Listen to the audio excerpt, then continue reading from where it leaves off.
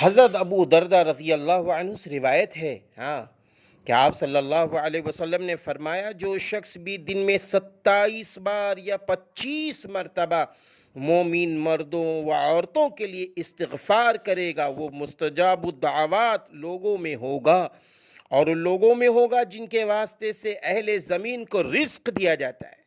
اللہ اکبر، اللہ اکبر۔ مجمع الزوائد جلد نمبر 10۔ حضرت ابن عمر رضی اللہ عنہ سے روایت ہے کہ آپ صلی اللہ علیہ وسلم نے فرمایا، جو شخص مستجاب الدعوات ہونا چاہتا ہو اور اس کی پریشانیاں دور ہوں، اسے چاہیے کہ غمزدہ پریشان حال لوگوں کی مدد کیا کرے۔ ایک دوسری روایت میں کہ غمزدہ پریشان حال لوگوں کو خوش کر دیا کرے۔ مسند احمد میں ہے، جلد نمبر 2 میں ہے۔ اسی طرح آداب دعا بھی تو کچھ ہے نا، آداب دعا، اللہ اکبر، جس کا ذکر انشاءاللہ آئندہ آئے گا۔